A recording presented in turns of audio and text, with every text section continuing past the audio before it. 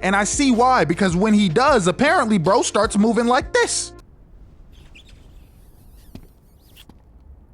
Yeah, right. Not the time. No! Why you do that? That's my guy! What's going on, y'all? You already know what it is. I'm coming back at you with another video. It's you and me on YouTube, subscribing today. And your time is important, so I don't want to waste it. Let's just get straight into the video for today. Anime and gaming. For the past half a century, these two forms of media have consistently revolved around one another and grown massively as their own self-contained entertainment sources. So it was only a matter of time until these two separate forms of media collided with one another. Series such as Naruto, Bleach, and One Piece, and especially Dragon Ball, were some of the first anime to have representation for themselves in gaming, with classics like Pirate Warriors, the Ninja Storm games, or the Tenkaichi trilogy. So anime and gaming clearly seems to maintain a bond that cannot be easily disregarded. So what do you do when that concept is completely flipped around? When a show you have so much love for isn't adapted into a game, something for you to play late nights turning down the volume on your TV so you can make sure you don't wake up your parents? What if instead of the story you became so familiar with playing through yourself? Now you're watching the main character play out the story on your own TV. What do you do when your favorite game is adapted into an animated series? And does it live up to your expectations? That's what we have to answer today. And the series in question in this video is obviously Devil May Cry.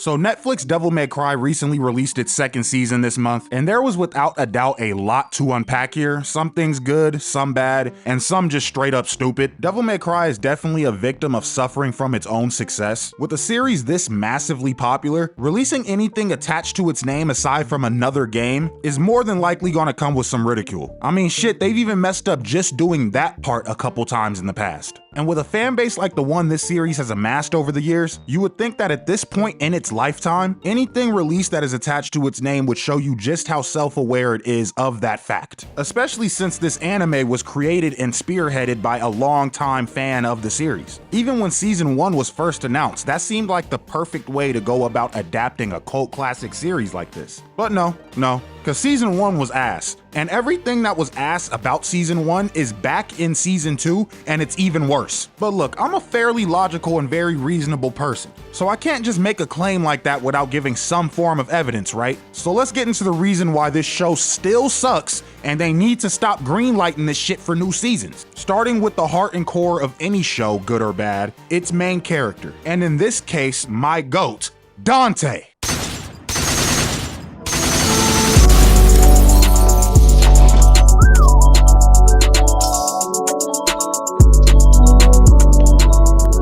Why did they do this to you, bro? Yeah, don't let that tough ass transition fool you. I only added that to keep your attention because my watch time needs it. Not because Dante is actually a good character this season. He's hardly even Dante to begin with. It seems like this series is going down a path of slowly picking at and taking away everything that makes these iconic characters themselves to begin with each season. And it's so painstakingly obvious with Dante because as this series goes on, bro is just becoming a shonen MC. Something that his game series counterpart could not be further from being.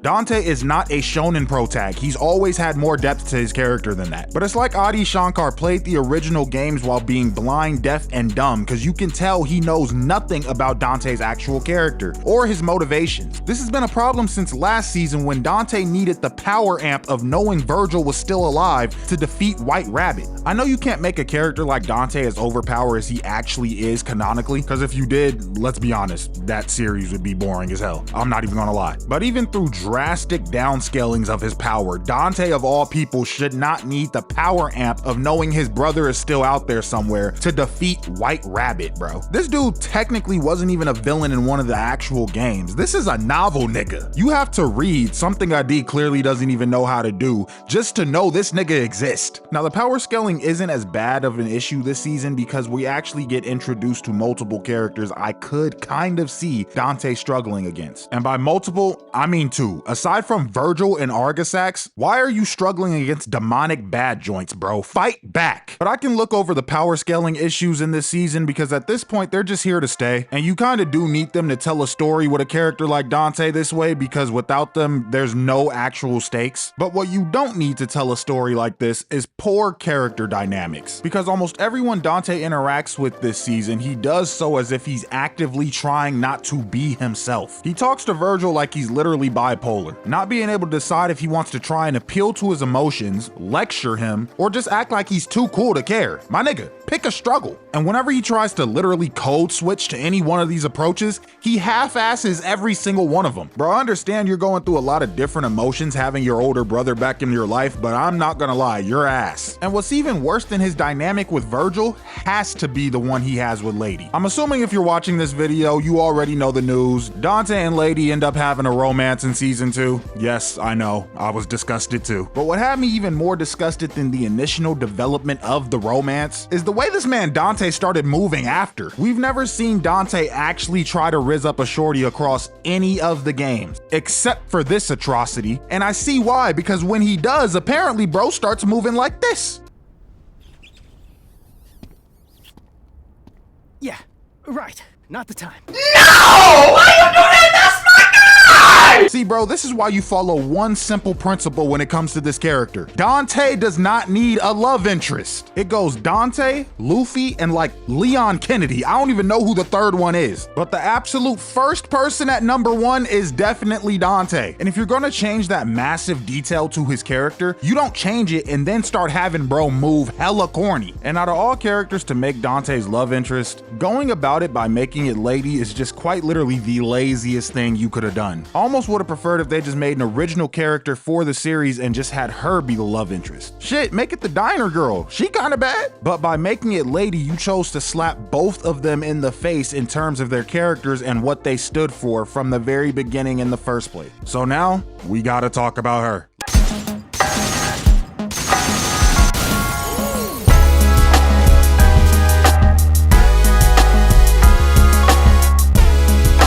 Lady's character was absolutely eviscerated in season 1, and whatever was left on the concrete that even remotely resembled what she actually stands for was scraped off, put back together, and then blown up again. Because after witnessing the complete character assassination of Lady that I decommitted in season 1, he really saw that and said, "You wanna see me do it again?" Like bro, what is wrong with you? Do you hate her? Or do you just genuinely not know how to write a character of the opposite gender and actually make them good? I really hope it's the second one, because this is getting bad. And it looks like in season 3, which hopefully doesn't get greenlit, she might end up being the main character focus. I'm not gonna lie, I love Lady in the games, but I'm not trying to see this character have a whole season dedicated to her. At least not this version of her. But I can't lie and say she hasn't had at least some small improvements from season 1, because at least she's not starting and ending every other sentence with unnecessary cuss words anymore. Other than that, yeah, I can't even lie, man. That's pretty much the only good thing I have to say about her, because everything that was bad in season 1 is just as bad here. Plus, they added new shit to make me angry. I don't really understand why Lady is so hyper fixated on Dante after she's the one who actively chose to betray him, which was done seemingly out of nowhere in the end of season 1. But seeing as how they never take the time to actually address that and have a conversation about it, now she officially just did it for no reason. If you wanted to give her some type of leeway, you could say her dedication to humanity was just that strong. But last time I checked, Dante is the only reason humanity is even still here. Something she says herself when they try to shoot Dante to kill Virgil. And I really tried to let go of this issue, but for all 8 episodes of season 2's runtime, Lady literally spends like 5 or 6 of them bashing herself for all her past decisions leading up to this point. Except for this one. And what pissed me off about it even more is the person she's doing all this venting to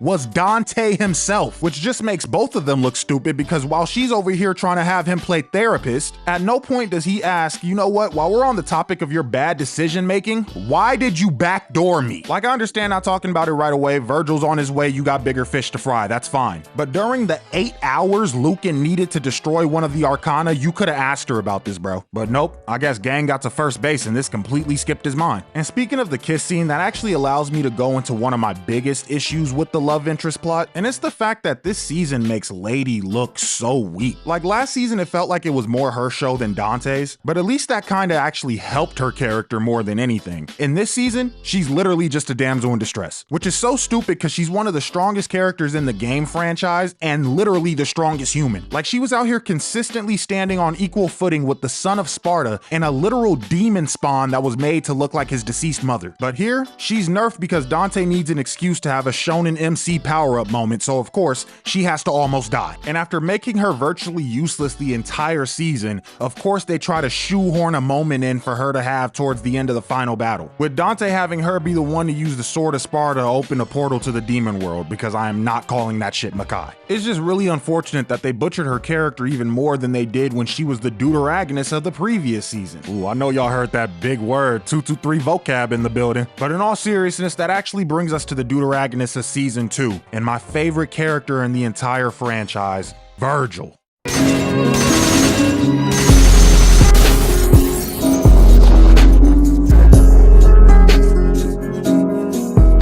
Virgil might just suffer from character assassination more than anyone else in this entire season, because where ladies is completely misrepresented, Virgil's character and his motivations are made to be the most foreign concept of this story in its entirety. From the very beginning, we see that Virgil and Dante have a very strong push and pull dynamic, with Virgil being the black sheep of the family. And I'm not gonna lie, I would have loved this if they didn't do it so poorly. If you want to make Virgil a black sheep, that's perfectly fine. But what you don't do is make him such a weak link. Virgil was never less than Dante. In fact, from the very moment we were introduced to him in the games, he was Dante's superior, a milestone for Dante to reach, and something for him to pursue and chase after. Instead, this Netflix series made Virgil something to pity so that we could justify his pursuit for power, which was never the main focus of any of his character motivations. He's treated as a storytelling device instead of an actual character, a means to an end for Dante, and it's really just a shame because Virgil has always been the yin to Dante's yang, but this story does him absolutely zero justice. In the games, Virgil's pursuit for power was shrouded in the disguise of living up to his father's legacy, something he used to hide his shame in not being able to protect his mother, which is exactly why he would shame her for her weakness as a human. But here there is no struggle with his duality of mortal and demon, because whether it's before or after he realizes he was misguided by Mundus, and after he is guided down the right path for the third time by Dante, Virgil still looks down on Ava for her decision to protect him and his younger brother. And it's just such a terrible attempt to display his own struggles with his mortal coil. Virgil, just like Dante, has always been a heavily flawed character, but also like his brother, he has always stood within his own convictions, laws created for himself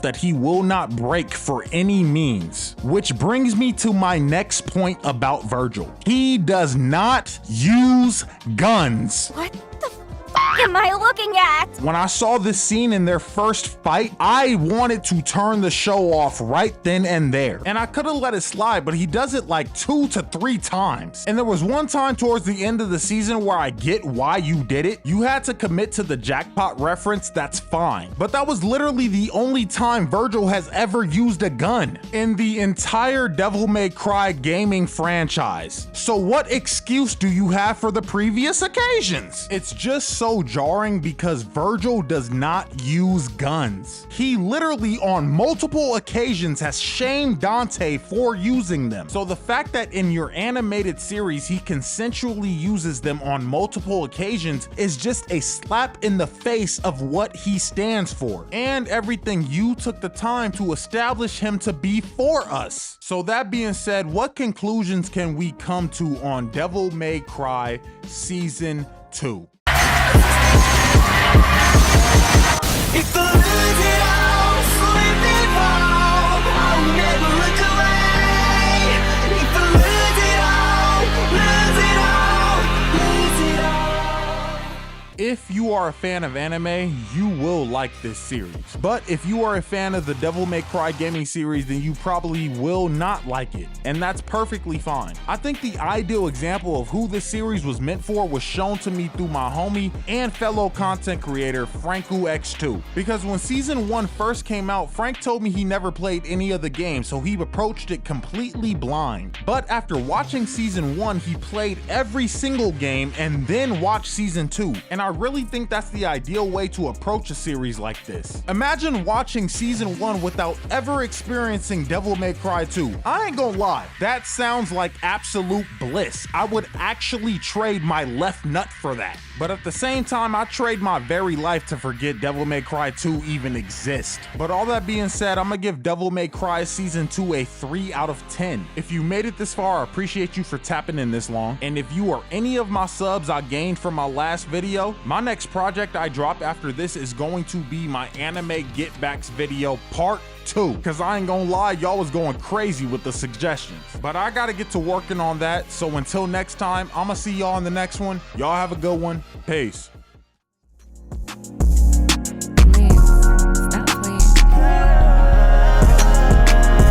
So creepy back. You don't have to get mad, just chill. Go ahead and subscribe still. If you think you want me back, you don't have to get mad on me. Hit the bell and then you'll get some notice.